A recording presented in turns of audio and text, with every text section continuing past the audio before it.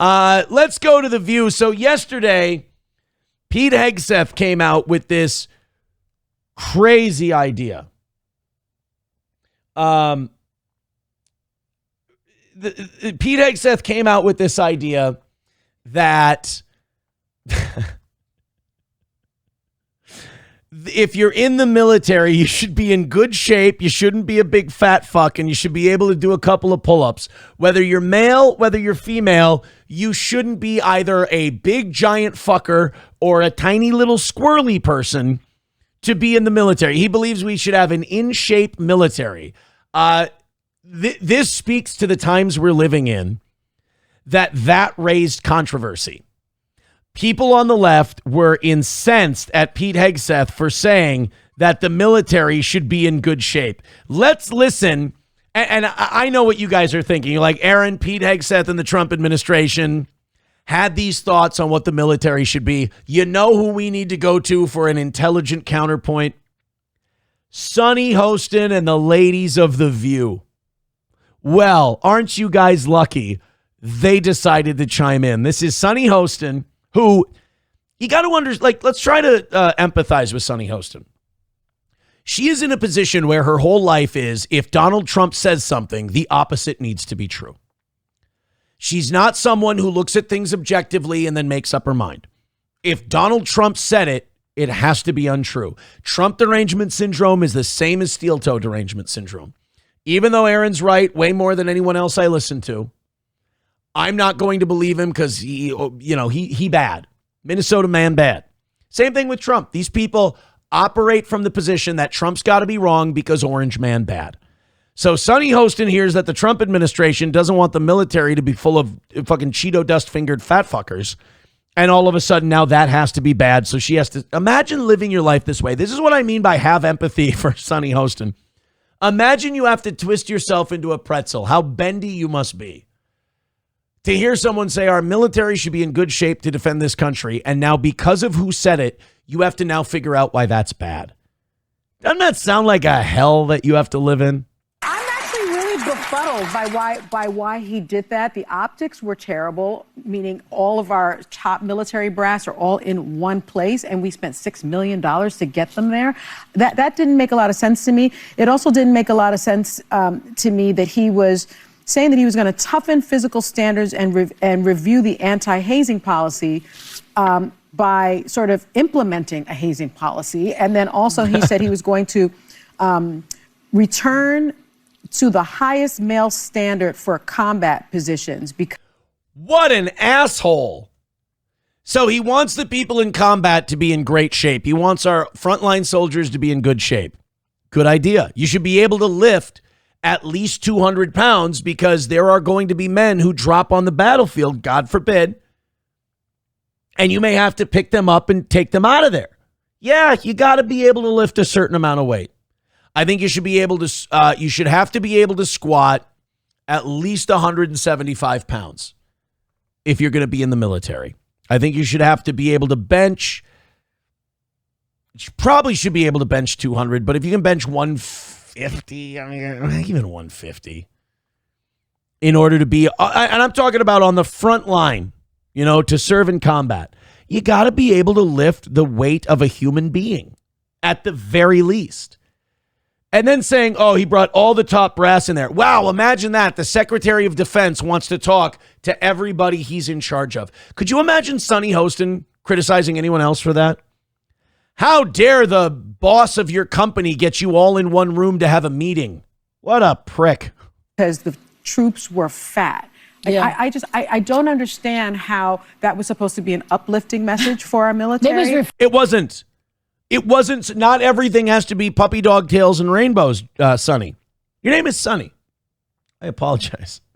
Maybe everything does have to be happy, but you're always so fucking miserable. Why is it when their name is Joy Reid, Joy Behar, Sunny Hostin, they're all just the most miserable people you've ever met? Sunny Hostin is physically incapable of smiling. And now she comes out here, she goes, well, that's not an uplifting message for the military. It doesn't have to be. He's trying to whip the military into shape. So you're going to have to criticize certain elements of it to do that. Referring to Colonel Sanders. It was really a bizarre thing. He started talking about woke DEI policies. By the way, there are no gender quotas in the military. No, but there are gender standards that are different, which doesn't make any sense. And I do think Pete Hegseth has tried to get rid of those. And there are gender standards that are way too low to qualify for the military because we don't want women to feel left out. I guess I'm a caveman. I do want women to feel left out of. I don't think women should be in combat. Not because I don't think some of them can, but I believe it's a man's. I'm a caveman. I think it's a man's duty to protect. And I don't think women should be on the front. I believe we should be trying to keep women and children safe from the front lines. The way he fired more than a dozen military leaders, many of them people of color and women. He fired the chairman of the Joint Chief of Staff, General Charles Brown Jr., who is African-American. Yeah. He fired the first woman to command the Navy, Admiral Lisa Franchetti. I don't understand the sort of hypocrisy of firing these people, having all these people meet together and then denigrating them. But did you look at it? They're looking at him like he has two heads. Well, What? Look at this. Pete Hegseth goes, we got too many fat people in the military. Our military needs to be in better shape. And this is confusing the shit out of the people at The View. They're like, well, why would he do this? Why? Because we have a lot of fat fucks in the military. We lowered standards to the point where it became elementary school gym class. It was like, all right, everyone, do one pull-up. And then they'd watch the women struggle with the pull-up and they'd be like, well, you know what? You tried. We'll say you did it. And like, no, I'm sorry, but you got to be able to do, I don't think one pull-up should get you into the military. I think to be able to get into the military, you should have to be able to do as many pull-ups as it would take a college football team wins to get into the GMAC Bowl. I think that's the least we could probably ask for. So they weren't done there. Alyssa Farah Griffin, who claims to be a conservative, also doesn't understand why Pete Hegseth this is madness. They don't understand why Pete Hegseth wants an in-shape military. Let's give her the floor. I won't necessarily speak to that, but I'm very lost on the fact that it seems like it's become a Republican Party position out of nowhere that the U.S. military is weak. We're the greatest fighting force in the history of mankind. U.S. troops are deployed in over 100 countries around the world. Yay, empire! We're deployed in 100 countries around the world. We must be the strongest. No, that does not necessarily mean we're the strongest. We are also a deterring force. The idea of American military strength is that you avoid having to get into wars by being as strong as we are. Yeah, we're not doing a very good job of that one, Toots. We are not doing a very good job of being a deterrent so that we don't have to use military force. I don't know if you Rip Van Winkle the last 20 years, but we've been using a fuckload of military force and spending about $10 trillion doing it. Oh, boy. And then, this idea that I don't care if we are the best fighting force in the world. If we can have a higher standard of physical excellence in our military, why shouldn't we be shooting for it? I mean, nobody's saying they have to be Spartans. And first of all, there's laws against most of the shit they did. But nobody's saying that. Nobody's saying you can't have a military. We're not even saying you can't have a military in town. We're just saying you can't have a military with dewlaps. And I know that people think it's weak or it's woke to say that our diversity is our strength, but it's not. This is statistically provable. Nobody's saying that diversity is necessarily in and of itself a terrible thing, but it's not our strength.